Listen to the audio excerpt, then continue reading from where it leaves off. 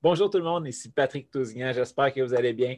Aujourd'hui, petite capsule de lancement avec la distillerie Puy-Jalon à Havre-Saint-Pierre. On va parler de leurs deux nouveaux produits et puis d'un petit changement de nom.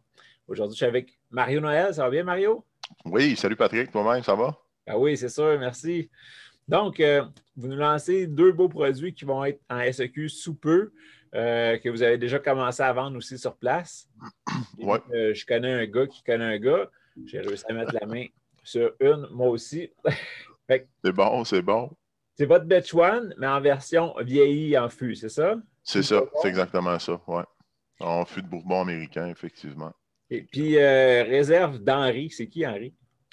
Henri, c'est Henri le Pujalon, le gars sur qui on a basé un peu notre histoire. En fait, tu sais, Henri de Pujalon, c'était un géologue français qui a immigré au Québec à la fin des années 1800. En 1870, je pense exactement. Puis il a été ici sur la Côte-Nord, il a laissé sa trace un peu partout, là. Mais il a été, entre autres, gardien de fort, le premier gardien de fort dans l'archipel de Mingan sur l'île aux Perroquets. Donc, c'est un peu là-dessus qu'on a un peu basé notre branding, là. C'est le Batch One normal que vous mettez en baril? C'est ça. Dans le fond, c'est le Bechuan qu'on fait vieillir à plus haut pourcentage d'alcool, puis qu'on embouteille aussi à 44,5 d'alcool au lieu de 40. Donc, tu vois, ces premiers lots-là ont vieilli. Le premier lot a vieilli 6 mois. On a releasé un lot numéro 2 aussi, que lui a passé 9 mois en barrique. Fait que, tu sais, on n'a pas mis d'âge sur nos bouteilles parce qu'on ne sait pas encore exactement ça va être quoi le meilleur temps. Mais à 6 mois, écoute, on avait ce qu'on voulait comme saveur. Donc, on a décidé de faire un premier release là. Puis, comme la quantité n'était pas assez suffisante pour distribuer un petit peu plus loin que dans les SAQ, ben, on a décidé de mettre en bouteille 3 barils supplémentaires, là. Fait que, on a entre 6 et 9 mois, là. OK. Puis j'imagine que c'est ça, 6 mois d'été et 6 mois d'hiver, ça ne vieillira pas tout à fait pareil. Puis dépendamment de tes fûts aussi. Fait que d'une année à l'autre, ça va jouer un peu, là. Ouais, c'est clair. Dans le fond, on utilise, tu sais, côté fût, on utilise deux types de barriques là, qui viennent de deux distilleries différentes au Kentucky pour l'instant. Fait que c'est là-dessus qu'on se concentre. Fait qu'on fait un blend là, des barriques pour arriver à quelque chose, à ce qu'on veut, là. OK. Puis côté dégustation, comment tu décrirais l'évolution que ça a apporté le baril? C'est sûr que, écoute, on a des petites notes un petit peu plus vanillées. Moi, j'aurais tendance à dire que même si on est à plus haut pourcentage d'alcool, euh, on a quand même, je pense que ça a adouci un peu, on a enlevé un peu d'amertume au produit, au Bechuan ordinaire pour lui donner un petit peu plus un goût caramel vanille. Tu sais, on sent encore le Bechuan, ça goûte encore le Bechuan, mais avec un petit plus là, qui est le caramel vanille là, qu'on vient chercher là, à travers le bois. Vraiment le fun. Ça rajoute une autre dimension là, au Ouais, Benchwan encore, ouais, là. ouais, ouais, ouais. Puis sans le dénaturer trop non plus. Ouais, c'est ça, on n'est pas dans le whisky, on n'est pas dans du jus de bois, là. Non. Ça rajoute une petite touche, mais on est encore à Havre-Saint-Pierre, là. Ouais, ouais. On est encore là, à la même place. Wow, c'est le fun. Hey, belle découverte, ça. Fait que, comme je disais, aujourd'hui, on est le 22 mars. Très, très bientôt, là, en SEQ, ça s'en vient. Oui, dans le fond, tu vois, nous, on a déjà livré une première commande. Ça va faire presque un mois que c'est parti. Je sais que c'est sorti du labo la semaine passée aussi. Donc, techniquement, là, on attend un release en succursale là, imminemment. Je ne sais pas si tu peux m'éclairer là-dessus, mais il y a comme un petit côté anesthésiant, un peu comme si c'était pas mentholé ou quelque chose qui rafraîchit vraiment malgré la chaleur du 44 au début, là. Après ça, ça laisse la bouche comme fraîche, puis Écoute, je pense que c'est la fraîcheur du Betchwan qui est peut-être rehaussée par le baril. Mais effectivement, on a le petit goût mentholé qui nous reste en bouche. Là, plus on attend, là, plus il se développe, on dirait. Là. Fait que, écoute, c'est quelque chose que je découvre un peu en même temps avec toi, sur lequel je ne m'avais pas arrêté. Il est tôt le matin, hein, fait qu'on a les papilles un petit peu plus développées. Ben oui, c'est ça. Ben, juste pour il est 8h15, là, fait que Ouais, on goûte de bonne heure, mais c'est là qu'il y a un des meilleurs moments pour déguster. Là. effectivement, Ton effectivement. fraîche, fraîche, fraîche, fraîche. Puis Mario était même pas son premier café Ouais, encore. c'est Fait ça. Et puis, mais je disais deux produits. Vous avez lancé aussi le Rubis Nordique. Oui, Ruby qui est une liqueur de gin à l'érel. Dans le fond, l'érel, c'est l'érel Vindida, qui est un petit fruit nordique qui pousse ici dans la région. Ça pousse beaucoup ici sur la côte nord, basse côte nord. Puis on retrouve ce produit-là aussi en Laponie, dans le nord de la Finlande. C'est une espèce de petite canneberge qui pousse vraiment au ras du sol, qui est un petit peu, peut-être un petit peu plus acidulée que la canneberge, qui vient, dans le fond, qui est quand même assez réputé ici.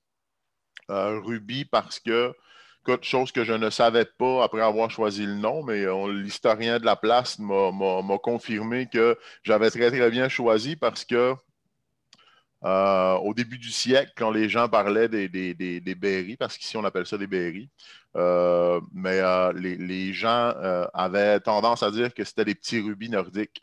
Fait que je ne me suis pas trompé en choisissant ce nom-là. Écoute, c'est une liqueur de gin, donc la base d'alcool, c'est Betchwan aussi, OK. où là, on a une macération euh, avec l'érel. On a un sirop simple qu'on a ajouté à ça pour venir sucrer le tout. Puis, on a une infusion de myrique baumier, de poivre des dunes qu'on ajoute aussi là-dedans pour aller donner un petit kick, un petit punch là, supplémentaire là, au produit. Donc, ici encore là, l'idée c'était de travailler avec Betchwan comme base, puis de ne pas dénaturer non plus. On ne voulait pas que le produit goûte le gin trop, qu'on soit trop sur le genièvre, mettons. Puis l'idée c'était de faire ressortir les saveurs un peu plus fruitées là, de la côte. Donc, on a une petite liqueur qui est c'est un mélange d'amertume, acidité, amertume, sucré. On est à 23% d'alcool. Donc, c'est une liqueur qui va se marier énormément bien en cocktail. On a déjà commencé à remplacer l'amertume des Negroni par Ruby pour voir qu'est-ce que ça donne. Ça marche super bien. Donc, écoute, je pense que c'est une liqueur qui se déguste très bien sur glace, mais qui fait d'excellents cocktails aussi en même temps. Ouais, j'avoue que Negroni, avec le Betchwan en plus, ça doit être vraiment intense. Ça va être le fun. C'est un mariage intéressant, effectivement. Tu me donnes le goût d'essayer ça bientôt. Avec Ruby, dans le fond, c'était un gros challenge au niveau filtration. Le fruit, c'est un fruit qui est rouge, rouge, rouge, là, en fait. Puis qu'on a la technique pour faire cette liqueur-là. On n'avait pas d'expérience. C'est la première fois, moi, que je me lance dans cette aventure-là. Ça a été quand même pas pire. On a une cuisson, dans le fond, de l'érel avec le sucre. Au départ, on cuit, mais on fait juste réchauffer pour diluer le sucre comme il faut.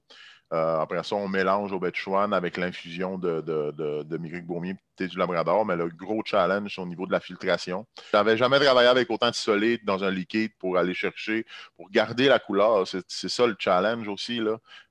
Il n'y a aucune couleur ou saveur artificielle là-dedans, c'est que du naturel, là. Fait que ça a été quelque chose quand même assez difficile avant d'arriver à un résultat qui me satisfasse au niveau de la limpidité du produit, là. Il y a eu des heures et des heures de filtration pour arriver à ça.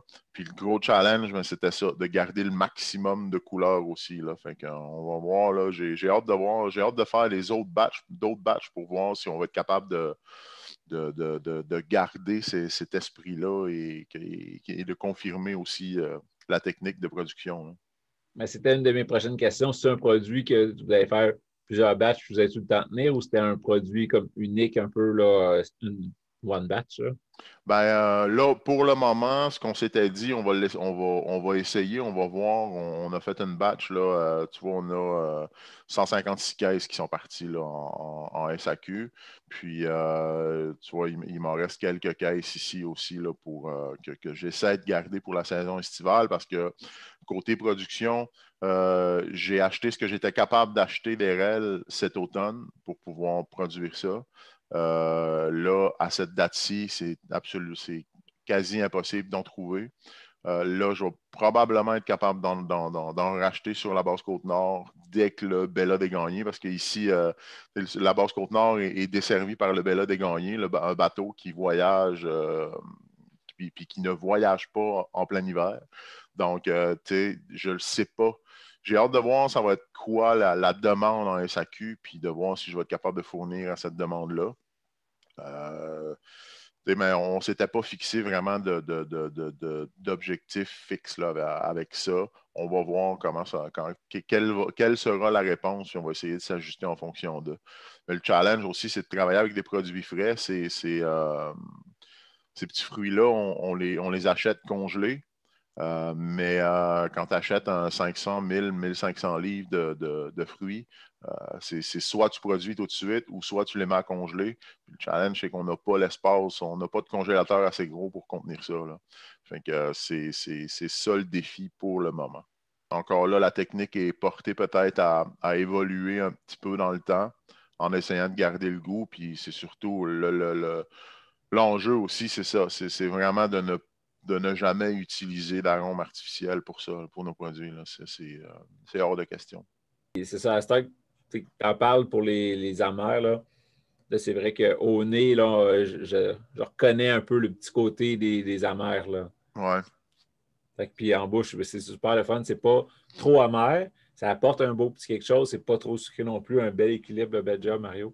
Ouais, merci beaucoup. Merci beaucoup. C'est un des bons défis aussi, équilibrer tout ça. Juste en terminant, quand on a fait notre entrevue au mois de mai à peu près l'année passée, on avait parlé de votre vodka qui s'appelait Eskimo. Vous avez rebrandé votre vodka. Ben, en fait, on a rebrandé parce que on est en 2020, puis Eskimo, ça passait pas tout simplement pour plusieurs raisons. On le savait à la base qu'on allait probablement avoir quelques petits... qu'on allait se faire pointer du doigt avec ce nom-là. Par contre, Eskimo, Havre Saint-Pierre s'appelait jusqu'en 1927 Pointe aux Esquimaux. C'est pour ça qu'on avait choisi le mot Esquimau pour nous représenter sur la vodka. Mais à cause de certains événements, bon, on a décidé qu'on allait changer le nom pour Niapisco parce que, je veux dire, l'idée quand tu mets un produit en marché, c'est pas de te battre à longueur de semaines pour être capable, pour justifier pourquoi tu as utilisé un mot pour le définir. Fait qu'on a décidé de changer, là, écoute, on a fait ça, je pense, c'est dans le courant de l'été, en juillet, je pense, on a changé le nom pour Niapisco. Puis ça, dans le fond, c'est le même produit, la même bonne vodka, mais là, en changeant le nom comme ça nous permet de la pousser un peu plus de façon à ce que les ventes soient, que ça sorte un peu plus. Là. Bon. Mais on n'a jamais choisi le nom Esquimau pour vexer personne. Là. C'est parce que ça fait partie de notre histoire. De l'histoire ici, puis c'était tout simplement ça. Là. Et puis le nom, ça vient d'où ce nouveau nom-là, Niapisco? Niapisco, en fait, c'est une des îles de l'archipel de Maïgan qui s'appelle Niapisco. Donc, comme toute, la majorité de notre branding est basée sur une carte marine de la région. Mais on a choisi de remplacer parce qu'on trouvait que ça sonnait bien là, pour remplacer. Là. Et puis, juste pour démystifier, là, surveillant un SEQ, il y a 3 pastilles pour Origine Québec. Il y a Embouteillé au Québec, Préparé au Québec, puis Origine Québec. Si on a une vodka qui est préparée au Québec, ça veut dire qu'elle a été redistillée sur place avec l'eau de la place. Puis ça, c'est le cas de votre vodka, là. C'est le cas de Niapisco, oui. Contrairement à d'autres vodkas qui sont uniquement que l'alcool neutre est mélangé à de l'eau et filtré et embouteillé. Nous, on prend quand même le temps de redistiller cet alcool-là. C'est la même base d'alcool de maïs, dans le fond, qu'on utilise pour Betchwan, mais on redistille là, avec notre alambic à colonne. Pour être capable d'aller chercher là, une pureté là, supplémentaire. Puis on va donner aussi, comme on utilise l'eau de la région qui est très chargée en minéraux, on va amener là, une minéralité dans la vodka là, qu'on n'aurait pas si on ne le faisait pas. Fait que, tu vois, les nouveaux lots de la vodka, on les a distillés dans notre nouvel alambic de cuivre. Où là, on a une colonne à 6 plateaux, au lieu d'avoir une colonne à 4 plateaux.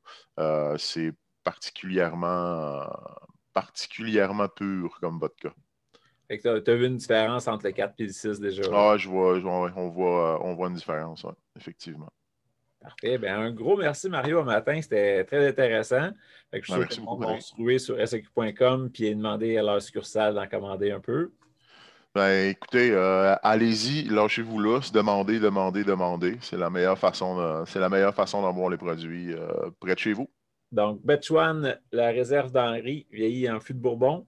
Et puis, Rubis Nordique, la liqueur de gin à l'érel. Voilà. Donc, yeah. Parfait. Ben, merci beaucoup. Ben, merci pour ton temps, Patrick. Bye bye.